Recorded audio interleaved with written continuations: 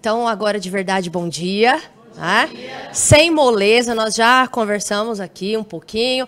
Não podemos deixar a prova da OAB nos abater, que não há de ser nada. Né? Aquilo lá é só fazer, ter calma, que é o que vai definir a pontuação de vocês. Porque vocês já se prepararam, concordam com isso? E já estão aptos para resolver a questão. O que diferencia um do outro é, com certeza, a questão psicológica, que a gente já sabe que isso influencia, como eu disse para vocês. Tudo vem para nos desestabilizar, mas a gente não pode deixar. Tudo bem? Então, levem água, aquelas coisas que vocês já têm as orientações. Vamos falar um pouquinho de direito penal. Algumas dicas. Primeira dica, se quiserem colocando aí por pontos, né? Vou falar umas 10 dicas aí e vamos espalhando por outras. Aplicação na lei penal. Aplicação da lei penal. Priscila, para que interessa saber a respeito da aplicação da lei penal? Porque a regra aqui no direito penal é de que a lei penal a ser aplicada é aquela no momento em que o sujeito fez o crime. Concordam com isso? Lembram-se?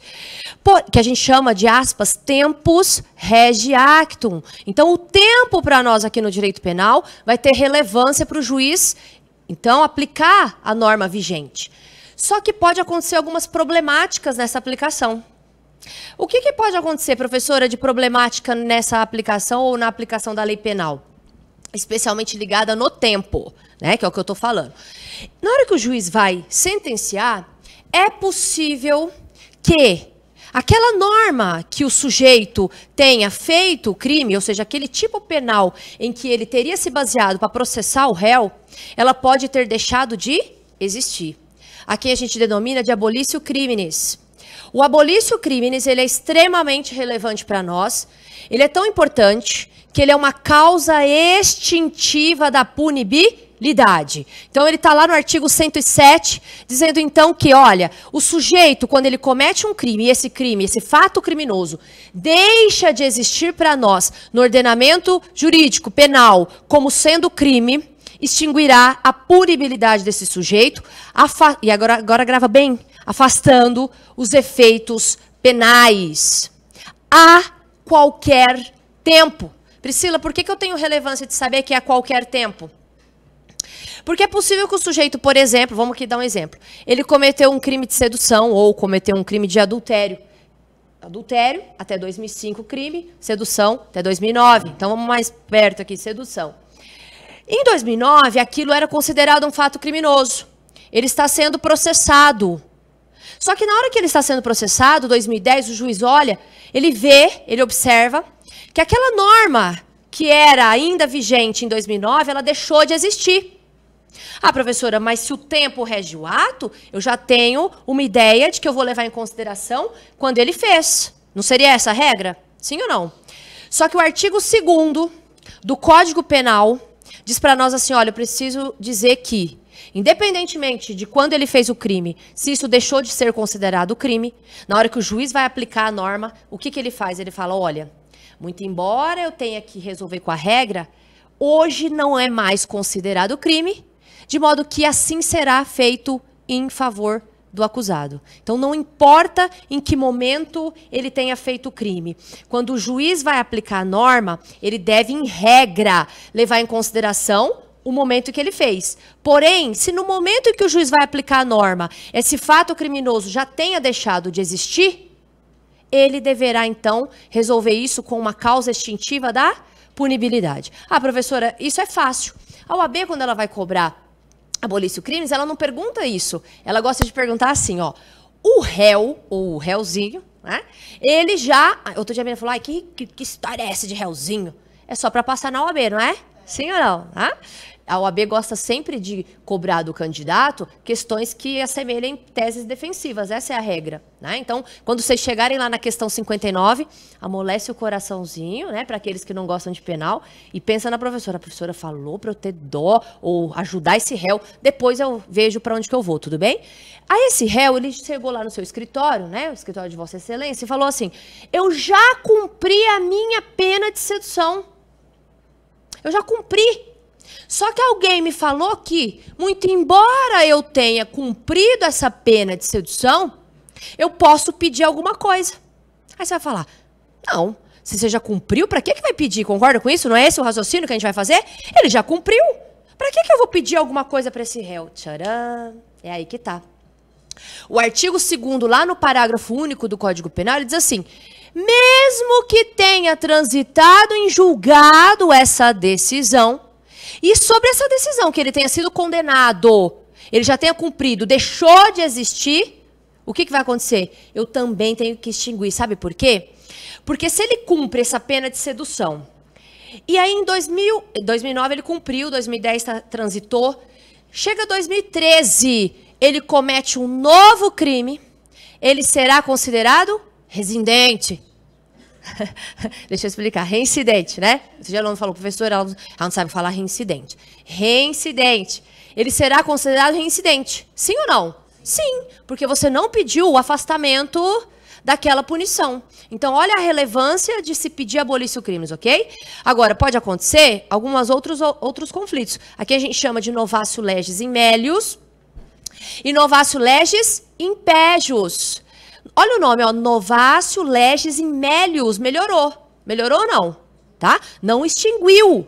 Porque o abolício, ó, eu tiro a conduta. Ela deixa de existir para nós. É excelente, não é? Quer dizer, para o réu. Né? Agora, novatio legis in melius, ele fez uma conduta considerada criminosa, mas na hora que o juiz vai julgar, essa conduta que ele fez anteriormente ficou melhor, ficou mais branda, quer seja pela pena, quer seja pelas circunstâncias.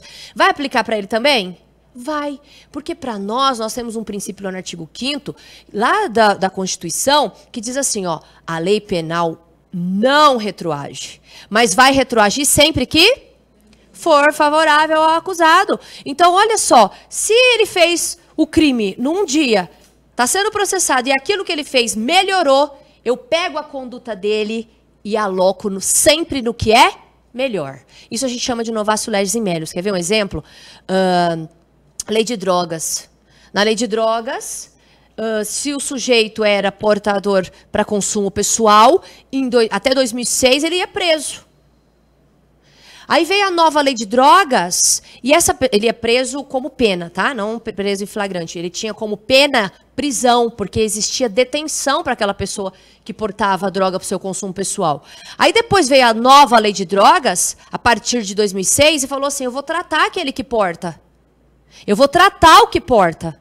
E vou dar a ele penas diversas da prisão. Vou dar advertência, vou dar demonstração verbal, vou falar para ele em curso. É melhor?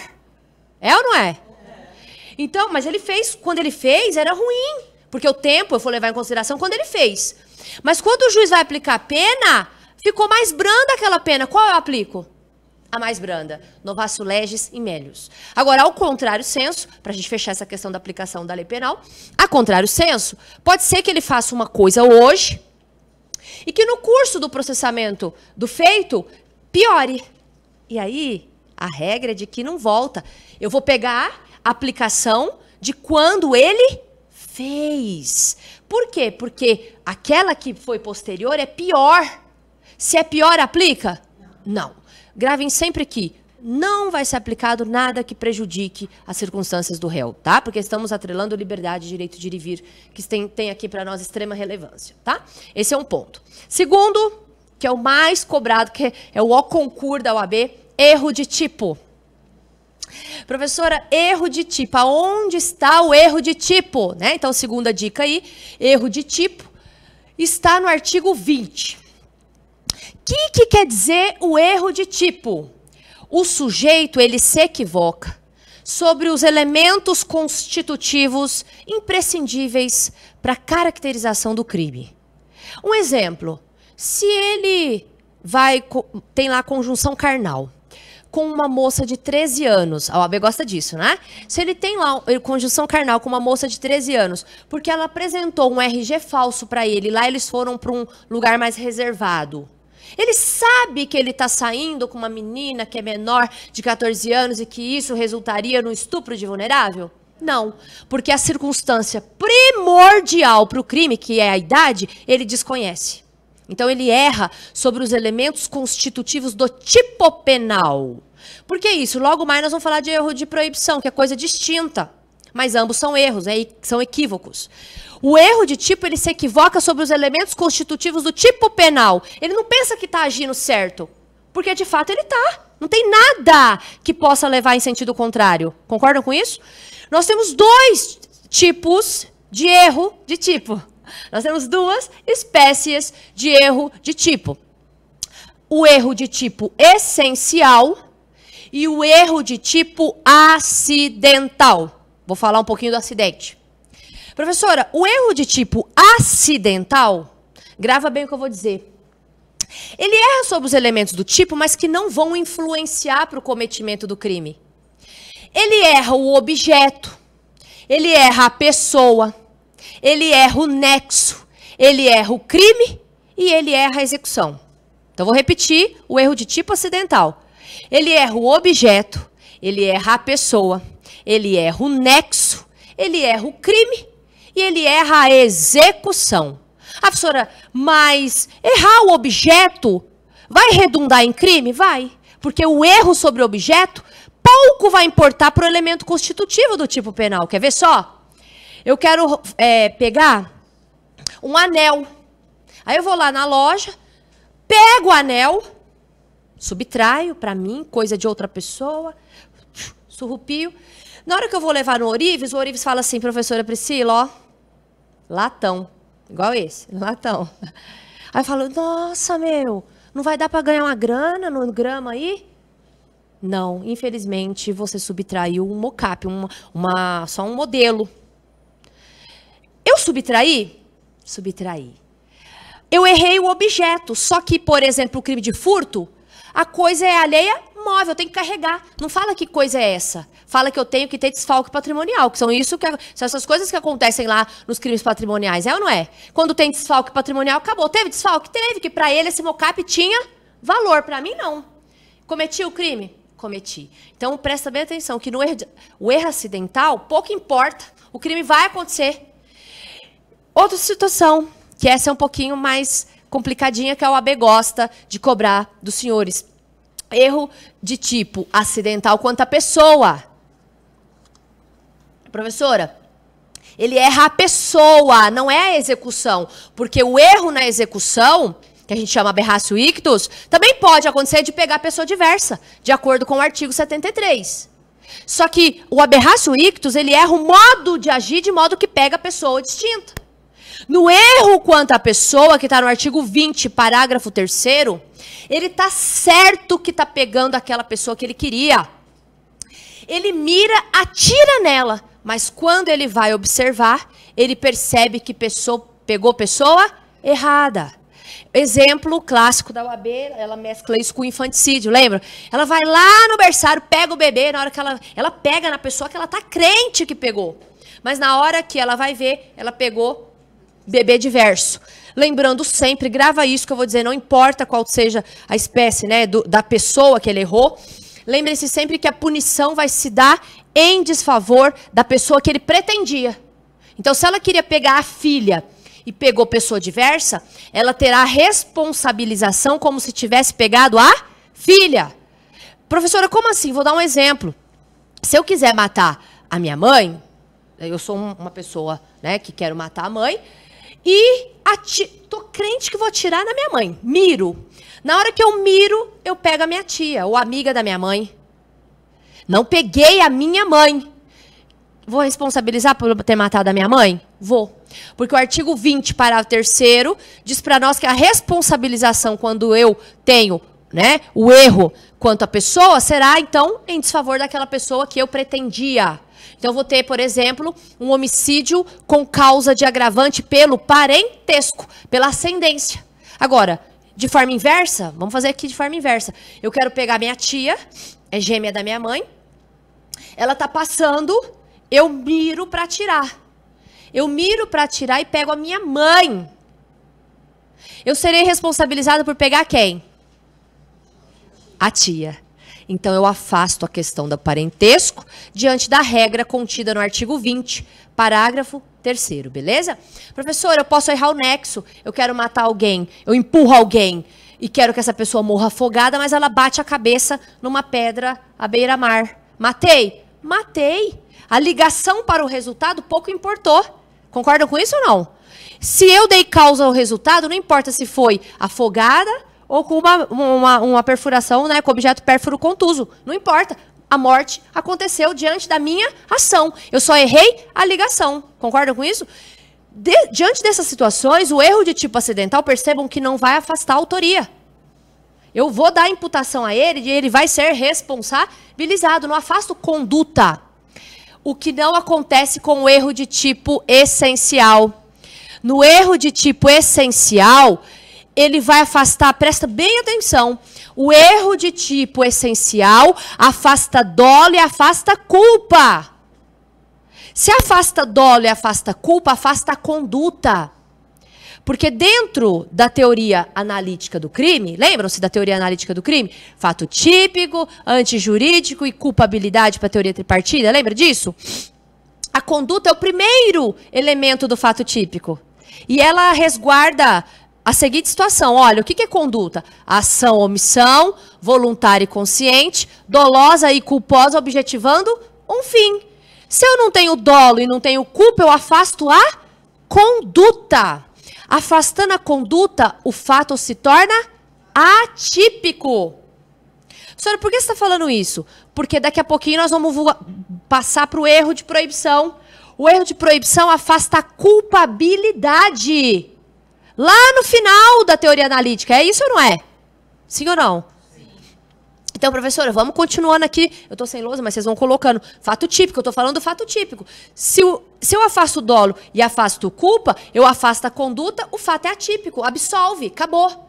Agora, no erro de tipo essencial, nós vamos dividir ele em inevitável e evitável. Se eu não tenho, por exemplo, esse sujeito que tem relações sexuais com uma menor de 14 anos sem que saiba dessa circunstância. Ele errou, por exemplo, a OAB deu um exemplo clássico de uma balada, ela entrou, depois eles foram para um hotel, né, de namoro lá, um motel, e aí ela apresentou um RG falso. Tinha como ele imaginar que o RG era falso? Inevitável. Então, se é inevitável, se ele não tem como, ainda que minimamente, ter ideia, né, desse elemento constitutivo do tipo, nós estamos diante do erro de tipo essencial inevitável, que afasta dolo e afasta culpa. Tudo bem? Uma outra coisa importante. Aliás, duas outras coisas importantes.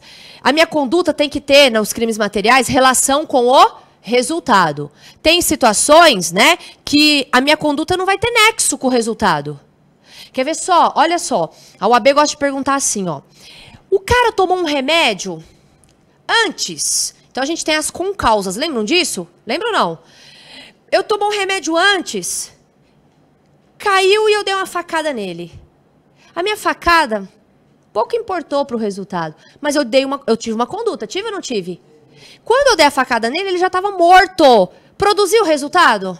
Não. Posso ser responsabilizado pela morte? Não. Então, presta bem atenção, que não são todas as condutas que terão responsabilização, porque eu preciso imaginar o que a minha conduta produziu no resultado. E a UAB, ela gosta de uma coisinha lá no artigo 13.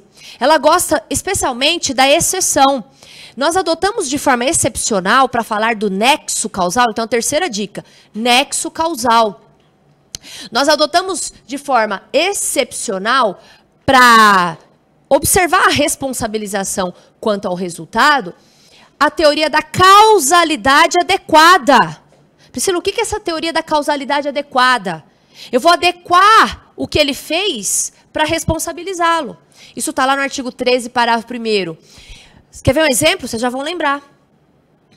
Eu atiro numa pessoa. Essa pessoa é colocada na ambulância. Mas nós não vamos matar na ambulância, tá bem? Ele chega lá no hospital, o hospital inunda. Pega fogo. Acaba a energia. De modo que acaba aí por desligar os aparelhos do sujeito. Eu matei? Mas eu contribuí, não contribuí? Sim ou não? Então, se eu contribuir para essa morte, eu vou ser responsabilizada só por aquilo que eu efetivamente causei. Concorda com isso? E eu causei o que aqui? A tentativa de homicídio, porque eu queria matar. O código, ele não afasta a minha vontade, só que ele rompe, presta bem atenção, o artigo 13, parágrafo 1º, rompe o nexo com o resultado, beleza? Fechou ou não? Tá? Professor, ele vai ser responsabilizado pelo quê? Só até onde ele levou, porque de onde ele levou aconteceu um fato imprevisível. O que é imprevisível? Que não era um desdobramento da conduta dele. Porque, por exemplo, se ele morre de uma infecção no tiro, ele responderia? Responderia. Porque uma infecção no tiro, lá no ferimento, era um desdobramento esperado da minha conduta. Perfeito? Sim ou não? Tá? Quarta dica. Princípio da insignificância e privilégio. Então, anota aí. Quarta dica. É até as 9? Jura? Ai, meu Deus, vamos lá, vamos lá. Eu tô aqui boiando, não vai dar para dar as 10. Quarta dica. Princípio da insignificância. Passou rápido demais para mim. Para vocês também? Tem gente cochilando aqui. Acorda! Acorda! Eu falo que não é a Maria. Acorda, menina! Para mim passou muito rápido. Anota aí. Princípio da insignificância e privilégio. Diferença. Presta atenção. A insignificância afasta a tipicidade material. A insignificância afasta a tipicidade material. Eu não reprovo a conduta. É bom pro réu ou não é? É tão bom que não preenche o fato típico. Se não preenche o fato típico, o fato é atípico. Absolve. Coisa distinta é o privilégio. Professora, que privilégio? Que a OAB gosta de cobrar esses dois. Artigo 155, parágrafo 2º. Se aplicam a quase todos os crimes patrimoniais que não tenham violência ou grave ameaça. Professora, o que é esse instituto? O sujeito é primário, ele tem bons antecedentes, a coisa é de pequeno valor. O que acontece com a pena dele? Absolvido ele não vai ser. Porém, essa pena vai ser diminuída. Eu posso trocar essa pena de reclusão por detenção, ou eu posso aplicar só multa. Um exemplozinho. O sujeito pegou um botijão de gás, eu adoro falar dele, né? Um botijão de gás de alguém que mora, por exemplo, sei lá, na rua, que tem uma condição mais... Ou que mora em algum lugar que só tem aquele botijão para fazer aquela comida. É a mesma coisa que subtrair um botijão de uma grande rede? Grande rede, ó, a Bia fala grande rede. Não é. Concordam com isso? Para a grande rede, eu vou ter o princípio da insignificância. Para essa pessoa que só tem esse botijão de gás, não posso falar que é bagatelar, porque para ele tem relevância. Mas eu posso falar que essa pena pode ser diminuída. Perfeito? Quinta dica. Quinta dica. Tentativa. A OAB gosta de tentativa? Adora, né? Professora, o que fala da tentativa? 3 coisas que vocês vão anotar aí. Tentativa, arrependimento eficaz, desistência voluntária. Tentativa, arrependimento eficaz, desistência voluntária. E põe mais um aí, arrependimento posterior.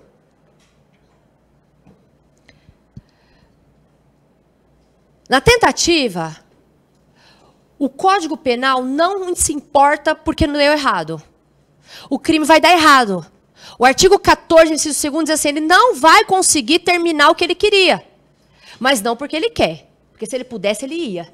Alguma coisa para, alguém para. Senhor, o que vai acontecer com esse sujeito que, querendo prosseguir, alguma coisa para ele? O código fala, o máximo que vai acontecer com o senhor é que eu vou considerar o que você queria e vou diminuir de 1 a 2 terços.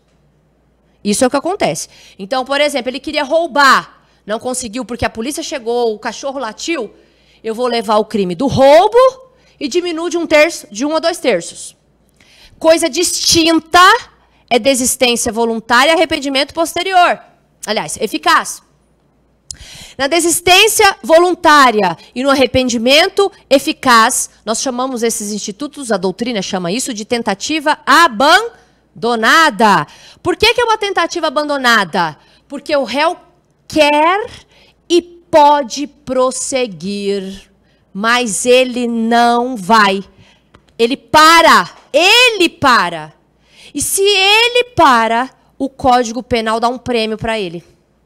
A gente chama isso de ponte de ouro. Senhora, o que é ponte de ouro? Eu vou esquecer o que ele queria. Eu esqueço o que ele tinha vontade de fazer. Ele não responde por aquele crime que ele queria.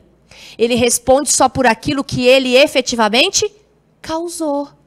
Tem diferença para tentativa, tem ou não tem? Quer ver só? Eu dou uma facadinha. Facadinha, pra vocês acordar. Facadinha. Da facadinha, é acorda, né?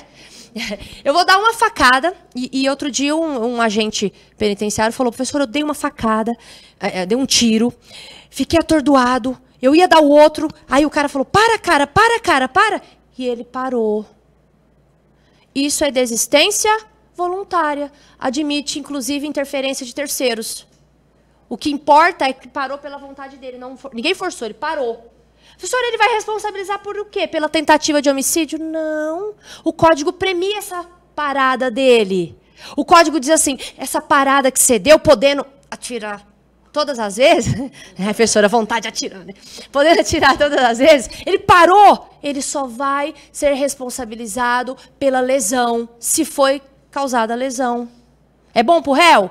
Ótimo. Por isso que a gente chama ponte de ouro, porque premia, esquece o fato dele ter tentado matar e só responde por aquilo que ele efetivamente causou. Coisa similar é também arrependimento eficaz, que é o mesmo instituto que está no artigo 15. Só que no arrependimento eficaz, ele já exauriu, ele já terminou o que ele pretendia. Porque eu só me arrependo do que eu já fiz, eu desisto do que eu começo e me arrependo do que já fiz. No arrependimento eficaz, ele deu 3 tiros, mas chama a ambulância. Não quero que o cara morra, só foi um descarrego.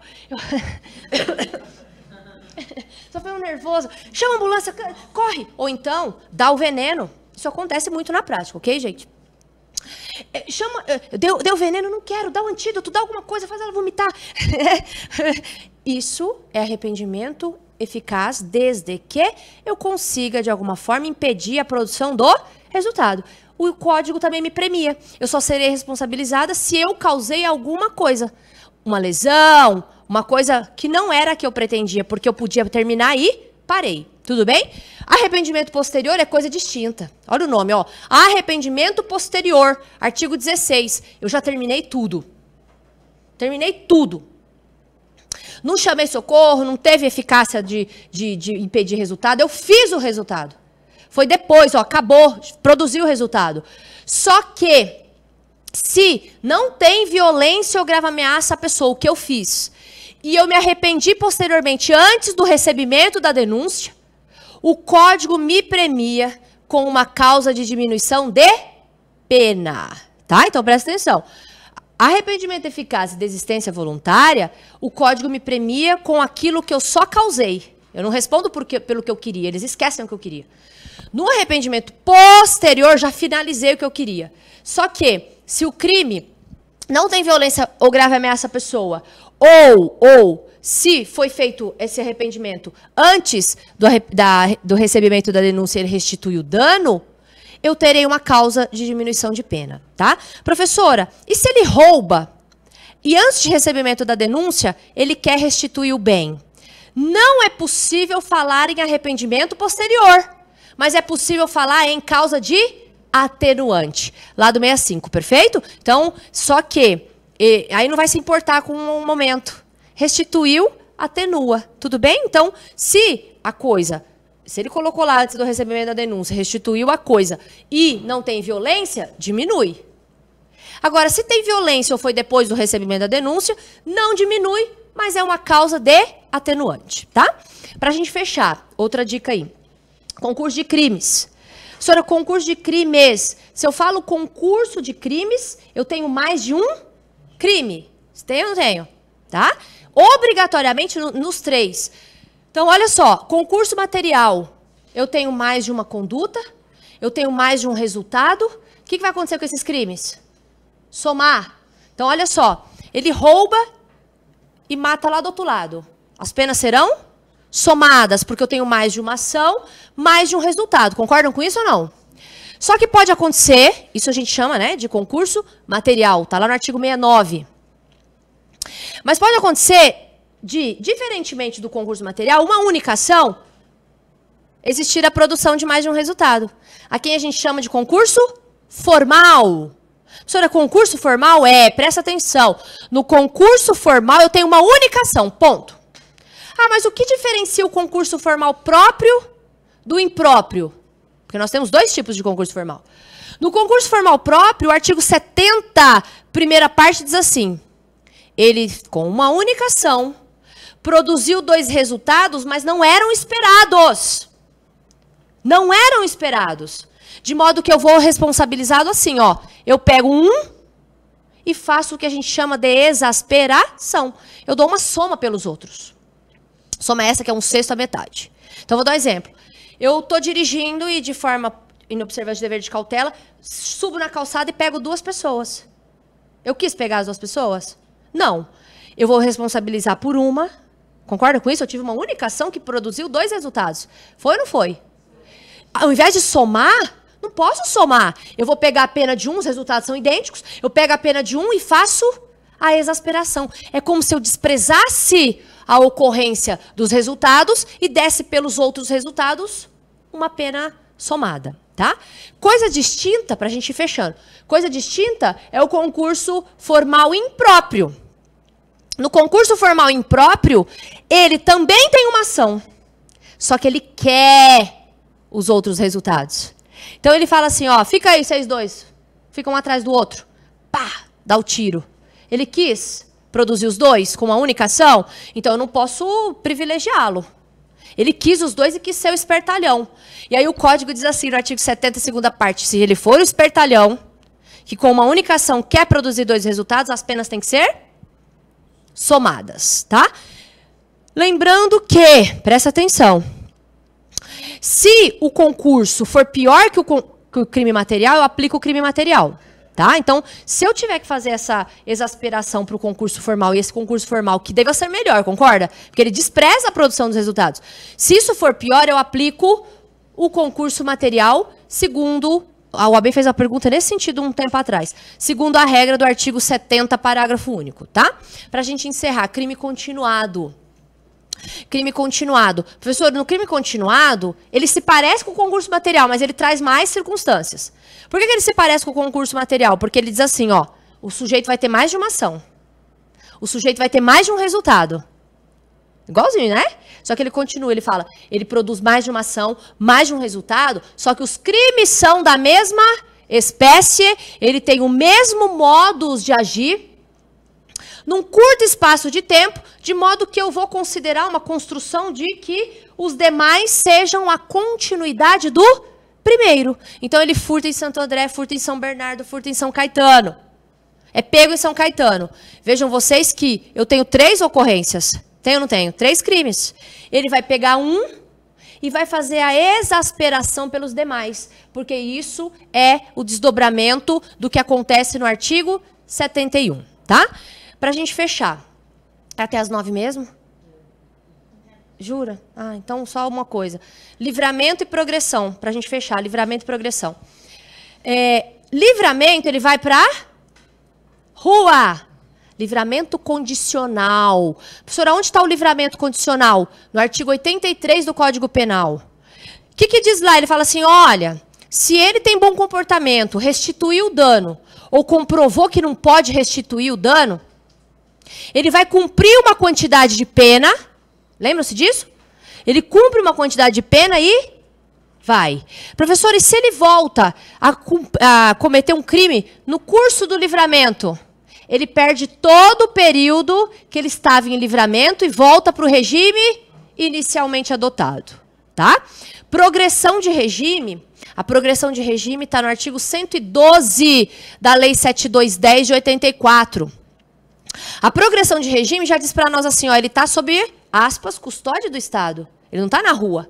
Então, ele vai para um regime, sucessivamente vai para o outro. Professora, como que ele vai para o outro? Ele também tem que preencher requisitos objetivos e subjetivos. Os subjetivos estão ligados a ele. Ele tem que ter bom comportamento carcerário. E quem dá esse bom comportamento carcerário, quem atesta, é o diretor do presídio.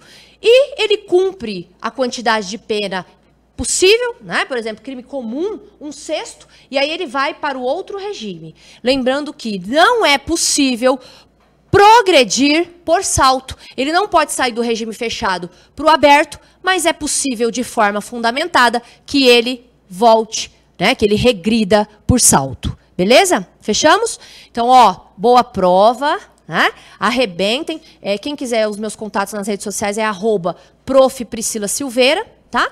Tanto no Instagram como no Facebook, estou à disposição de vocês. Quero desejar uma excelente prova, contem conosco, né? E esperamos vocês aí para a nossa segunda fase. Tudo bem? Um beijo grande, sucesso. Até mais.